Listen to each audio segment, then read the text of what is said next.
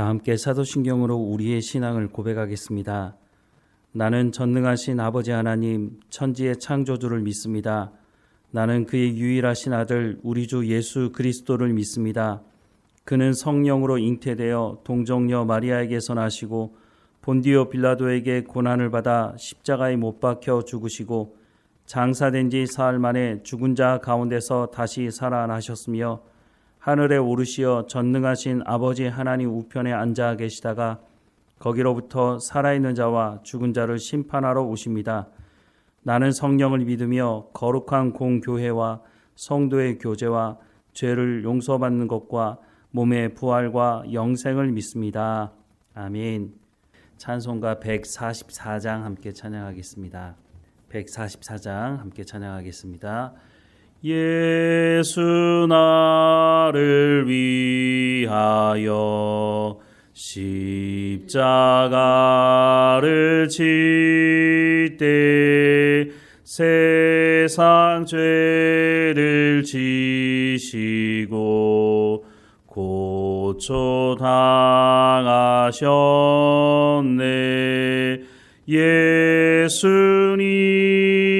예수님 나의 죄 위하여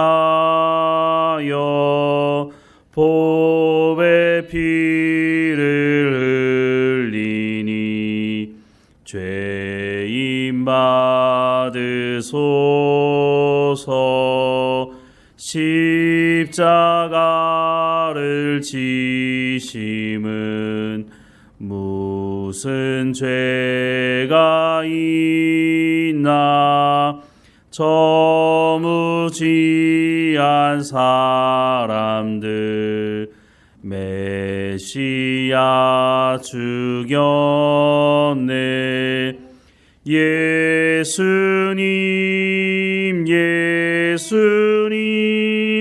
나의 죄 위하여 보배 피를 흘리니 죄인 받으소서. 피와 같이 붉은 죄 없는 이가 없네. 십자가의 공로로 눈과 같이 되네. 예수님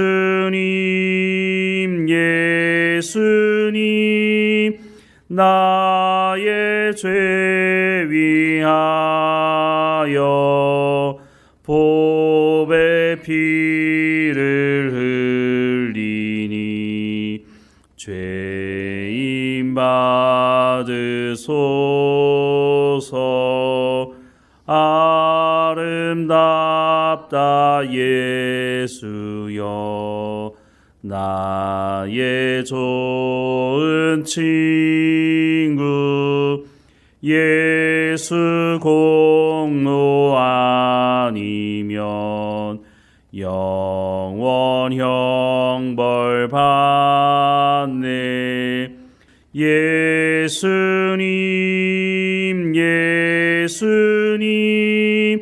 나의 죄 위하여 보배 피를 흘리니 죄인 받으소서. 아멘. 오늘 하나님께서 우리에게 주시는 말씀은 마태복음 21장 12절에서 22절까지 말씀입니다. 마태복음 21장 12절에서 22절까지 말씀 우리 함께 읽겠습니다. 예수께서 성전에 들어가사 성전 안에서 매매하는 모든 사람들을 내쫓으시며 돈 바꾸는 사람들의 상과 비둘기 파는 사람들의 의자를 둘러 엎으시고 그들에게 이르시되 기록된 바 내 집은 기도하는 집이라 일컬음을 받으리라 하였거늘 너희는 강도의 소굴을 만들었도다 하시니라. 맹인과 저는 자들이 성전에서 예수께 나아오매 고쳐주시니 대제사장들과 서기관들이 예수께서 하시는 이상한 일과 또 성전에서 소리 질러 호산나 다윗의 자손이여 하는 어린이들을 보고 노하여 예수께 말하되 그들이 하는 말을 듣느냐. 예수께서 이르시되 그렇다. 어린 아기와 젖먹이들의 입에서 나오는 찬미를 온전하게 하셨나이다 함을 너희가 읽어본 일이 없느냐 하시고 그들을 떠나 성 밖으로 베다니에 가서 거기서 유하시니라. 이른 아침에 성으로 들어오실 때에 시장하신지라. 길가에서 한 무화과 나무를 보시고 그리로 가사 잎사귀밖에 아무것도 찾지 못하시고 나무에게 이르시되 이제부터 영원토록 내가 열매를 맺지 못하리라 하시니 무화과 나무가 곧 마른지라. 제자들이 보고 이상히 여겨 이르되 무화과 나무가 어찌하여 곧 말랐나이까. 예수께서 대답하여 이르시되 내가 진실로 너희에게 이르노니 만일 너희가 믿음이 있고 의심하지 아니하면 이 무화과 나무에게 된 이런 일만 할 뿐 아니라 이 산더러 들려 바다에 던져지라 하여도 될 것이요 너희가 기도할 때에 무엇이든지 믿고 구하는 것은 다 받으리라 하시니라. 아멘. 이스라엘 백성들에게 있어서 성전은 그냥 건물이 아니라 절대적인 신학의 가치를 가지고 있는 존재입니다. 이런 성전을 향해서 예레미야가 이 성전이 무너지게 될 것이다. 돌 위에 돌 하나도 남김없이 무너지게 될 것이다. 이렇게 말씀을 선포하자 이스라엘 백성들은 그 말을 믿지 않았습니다. 믿지 않은 정도가 아니라 그 말을 선포하고는 예레미야를 거짓 선지자로 생각을 했고 그래서 예레미야를 죽이려고 하기도 했습니다. 왜냐하면 성전이 무너진다고 하는 것은 상상할 수 없는 일이었기 때문입니다. 저 성전이 우리를 지켜준다고까지 사람들은 생각을 했던 거죠. 예수님께서 십자가에 못 박혀 죽으실 때 대목 중에 하나가 바로 이 성전과 관련되어 있는 것이었는데 예수님이 성전을 모독했다는 것입니다. 예수님이 이 성전을 무너뜨리라고 말씀하시고 3일 만에 다시 세우겠다고 하는 그 말도 안 되는 말을 했다고 그래서 성전을 모독한 것이다 라고 해서 예수님에게 죄를 뒤집어 씌웠죠. 당시 성전은 헤롯이 재건축을 하고 있었던 성전이었습니다. 그것도 무려 46년을 걸쳐서 리모델링하고 있는데 아직도 그 건축이 끝나지 않았다고 하는 것이죠. 1차 성전은 솔로몬이 지은 성전이었고 그 성전이 바벨론 포로 붙잡혀가면서 예레미야 선지자를 통해서 하나님께서 말씀하신 대로 그 성전이 무너지게 됐고 포로 귀환했던 사람들이 다시 성전을 세우는데 그때 주도적으로 역할을 했던 사람이 스룹바벨이라서 그 성전의 이름을 스룹바벨 성전이라고 이렇게 말을 합니다. 그러면 헤롯이 지금 이 리모델링하고 있는 이 성전은 무슨 성전이냐? 포로 귀환 이후에 성전을 짓기는 했지만 시간이 지나면서 이 성전이 관리가 되지 않아서 엉망이 돼버렸죠. 그래서 이 성전을 헤롯이 왕이 되면서 유대인들의 환심을 사기 위해서 그 성전을 수리하기 시작했는데 무려 46년이 지나도 완성이 되지 않았다고 하는 것입니다. 어쨌든 이 성전을 향해 사람들은 절대적인 믿음을 가지고 있었습니다. 그냥 건물이 아니라 저 성전이 우리를 지켜줄 것이라고 하는 그런 생각을 여전히 가지고 있었다고 하는 것입니다. 그런데 성전이 성전일 수 있는 이유가 어디 있습니까? 솔로몬이 성전을 짓고 나서 기도할 때 뭐라고 말합니까? 하나님께서 온 우주 만물을 창조하신 하나님께서 이 성전에 머물 수 있는 그런 곳이겠습니까? 라고 겸손하게 기도하고 있지 않습니까? 즉 하나님께서 그곳에 임재하시지 않는다면 그것은 성전이 아니라 그냥 하나의 잘 건축된 건물일 수밖에 없는 거라고 말을 하고 있는 거죠. 그런데 이스라엘 백성들은 그렇게 생각하지 않았습니다. 저곳에 하나님이 임재하시든 임재하지 않으시든 성전이라고 자신들이 명칭을 붙여놨기 때문에 성전이라고 하는 것이죠. 이것과 똑같이 생각했던 것이 언약궤입니다. 언약궤도 하나님께서 임재해 계셔야 그것이 언약궤로서의 역할을 하는 것이지 그냥 언약궤라고 만들어 놓으면 그게 하나님의 언약궤가 됩니까? 그렇지 못한 것이죠. 그런데 이스라엘 백성들은 그렇게 생각하지 않았습니다. 이스라엘 백성들이 블레셋과 전쟁할 때 밀리게 되니까 언약궤를 가지고 오라고 말합니다. 물론 하나님께서 언약궤에 함께 하신다면 그것은 의미가 있겠지만 이스라엘 백성들은 하나님 말씀에 불순종하고 우상을 숭배하면서 언약궤는 하나님이 임재하시는 것이야. 그러니까 그 언약궤를 가지고 오면 우리가 전쟁에서 지금 지고 있지만 다시 승리할 수 있을 거야 라고 생각을 한 거죠. 그런데 어떻게 됐습니까? 그 언약궤를 블레셋 사람들에게 빼앗기게 되었다고 성경은 말씀해 주고 있습니다. 바벨론 망하기 전에 그 상황과 예수님께서 오셨던 그 당시의 상황과 크게 다르지 않아 보입니다. 오늘 본문 12절과 13절 말씀해 보면 예수께서 성전에 들어가사 성전 안에서 매매하는 모든 사람을 내쫓으시며 돈 바꾸는 사람들의 상과 비둘기 파는 사람들의 의자를 둘러 엎으시고 그들에게 이르시되 기록된 바 내 집은 기도하는 집이라 일컬음을 받으려 하였거늘 너희는 강도의 소굴을 만들었도다 라고 말씀을 하고 있습니다. 당시 성전에서 사용할 수 있는 돈은 두로에서 만들어진 동전이었습니다. 그래서 노마에서 사용하는 동전이나 다른 지역에서 사용하는 동전을 가지고 와서는 성전에서는 사용할 수가 없었습니다.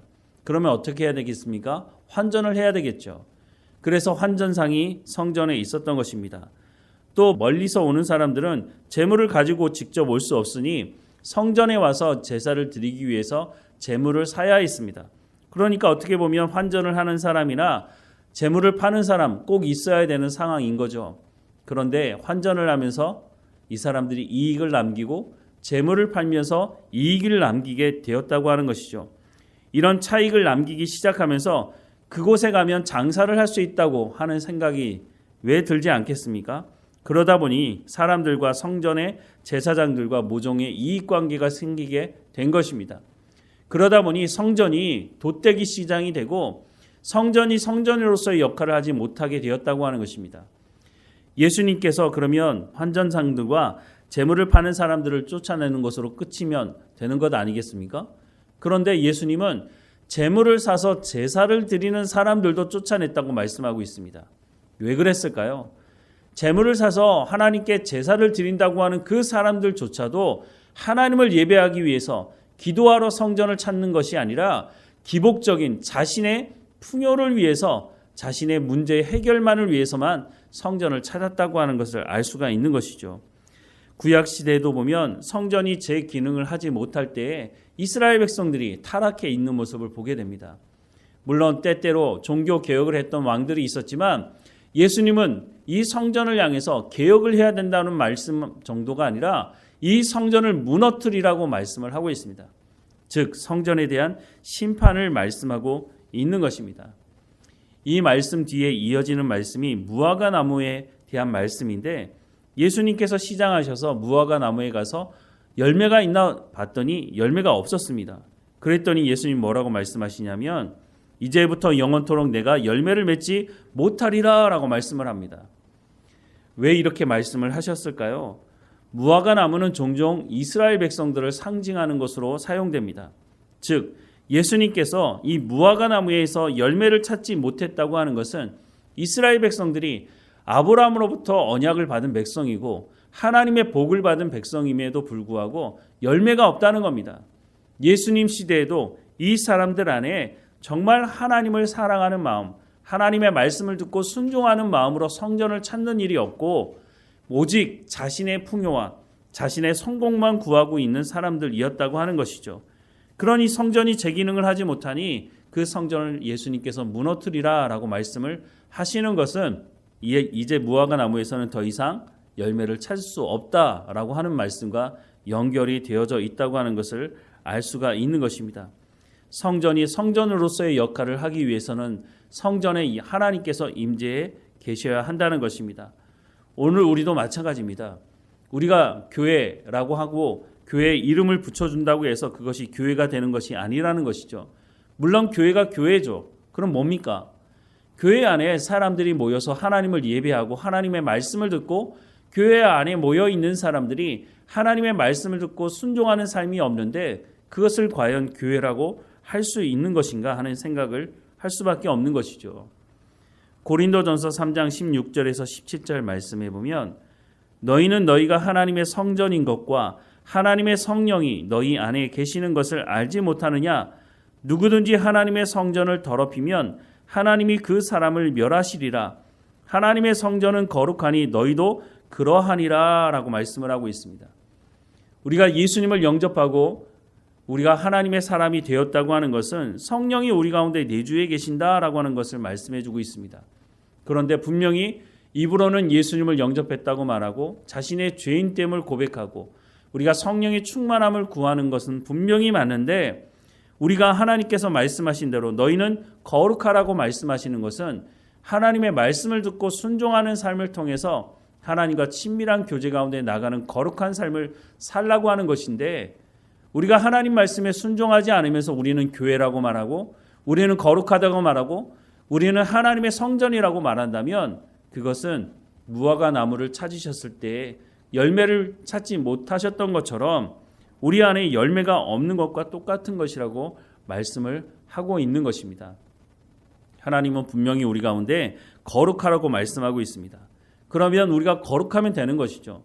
우리가 어떻게 거룩할 수 있습니까? 하나님 말씀을 듣고 순종하는 삶을 살아가는 것이 바로 그것이 거룩이라고 성경은 말씀해주고 있다고 하는 것입니다. 예수님은 핏값을 지불하시고 우리를 하나님의 자녀로 부르셨습니다. 에베소서 4장 30절 말씀해 보면 하나님의 성령을 근심하게 하지 말라. 그 안에서 너희가 구원의 날까지 인치심을 받았느니라 라고 말씀하고 있습니다. 우리가 어떻게 할 때 성령이 근심할까요? 우리가 하나님의 백성이라고 입으로는 말하지만 하나님 말씀대로 순종하지 않을 때 성령을 근심하게 한다고 하는 것입니다. 우리가 입으로 하나님을 사랑한다고 하나님을 찬양하고 우리가 하나님의 백성다운 삶을 살아갈 수 있도록 성령의 충만함을 구하는 것, 그래야 합니다. 우리가 그러했다면 우리의 삶 현장에서 하나님의 말씀에 순종하는 거룩한 삶을 살아가야 할 것입니다. 그럴 때에 우리 주변에 있는 사람들이 내가 당신을 보니 당신은 하나님께 복을 받은 사람입니다. 당신은 하나님의 사람입니다. 라고 하는 이야기를 들을 수가 있게 되는 것이죠. 그럴 때 우리가 복음을 전하면 그 사람들이 그래, 다른 사람들은 몰라도 저 사람이 말하는 건 맞아. 저 사람이 그렇게 살잖아. 아무리 부족할지 모르지만 저 사람은 하나님의 말씀대로 살려고 하지 않아? 그래, 저게 하나님의 사람이지 라고 한다면 우리가 전하는 그 복음을 그 사람들이 받아들이지 않겠습니까? 하나님께서 우리를 성전으로 부르셨다고 말합니다. 교회가 성전이 아니라 우리가 바로 하나님을 예배하는 우리가, 하나님 말씀에 순종하는 우리가, 성령이 우리 가운데 내주해 계시니 우리가 성전이라고 말씀하고 있는 것입니다. 우리 스스로 예수님께서 성전을 찾으셨을 때 환전하며 재물을 팔며 자기의 이익을 추구했던 그런 모습을 가지고 있다면 예수님이 우리 가운데 오셔서 뭐라고 말씀하시겠습니까? 우리 가운데 하나님의 은혜로 구원받게 하셨으니 우리가 그 구원에 하나님의 부르심에 합당한 삶을 살아가면서 예수님께서 우리 가운데 찾아오셔서 무화과 열매를 찾으실 때 여기 있습니다 라고 고백할 수 있는 우리의 삶이 되기를 주님의 이름으로 축원합니다. 기도하겠습니다. 사랑하는 하나님, 우리를 성전이라고 말씀하시고 우리로 거룩하라고 말씀하시는 그 말씀을 듣습니다. 하나님, 여전히 부족하고 여전히 우리의 탐욕을 쫓아 살아가려고 하는 우리의 모습을 불쌍히 여겨주시고 오늘도 성령의 충만함으로 우리를 덮어주셔서 우리가 하나님의 말씀을 온전히 붙들고 살아가는 삶이 될 수 있도록 인도해 주옵소서. 우리가 입으로만 성전이라고 말하는 것이 아니라 우리의 삶이 성전다운 삶이 될 수 있도록 우리가 하나님의 백성다운 삶을 살아가게 하셔서 우리가 우리의 주변 사람들에게도 인정받으며 하나님의 백성다운 삶을 살아가는 우리의 삶이 될 수 있도록 은혜를 베풀어 주옵소서. 예수님께서 핏값을 지불하시고 우리를 구원하셨는데 우리가 그 부르심을 받은 사람들인데 그 부르심에 합당한 삶을 통해서 세상 사람들이 우리의 삶을 보며 하나님 아버지께 영광을 돌리는 삶이 될 수 있도록 은혜를 베풀어 주옵소서. 우리의 삶에 여러 가지 문제가 있지만 그 문제가 우리를 다스리지 못하게 하시고 하나님께만 오직 영광이 되는 삶이 될 수 있도록 우리의 입술에 하나님의 말씀을 붙여주시고 우리의 손과 발을 통해서 하나님의 능력이 흘러갈 수 있도록 하나님의 말씀에 순종함으로 열매 맺는 삶이 될 수 있도록 은혜를 허락해 주옵소서. 몸이 연약한 성도들 한 사람 한 사람마다 지켜주시고 강건하여지게 하시고 우리의 자녀들도 어느 곳에 있든지 하나님의 부름받은 사람으로 하나님의 말씀에 순종하는 삶을 살아갈 수 있도록 인도해 주옵소서. 늘 우리와 함께 하시는 하나님께 감사하고 예수 그리스도 이름으로 기도드립니다. 아멘. 하늘에 계신 우리 아버지, 아버지의 이름을 거룩하게 하시며 아버지의 나라가 오게 하시며 아버지의 뜻이 하늘에서와 같이 땅에서도 이루어지게 하소서. 오늘 우리에게 일용할 양식을 주시고 우리가 우리에게 잘못한 사람을 용서하여 준 것 같이 우리 죄를 용서하여 주시고 우리를 시험에 빠지지 않게 하시고 악에서 구하소서. 나라와 권능과 영광이 영원히 아버지의 것입니다. 아멘.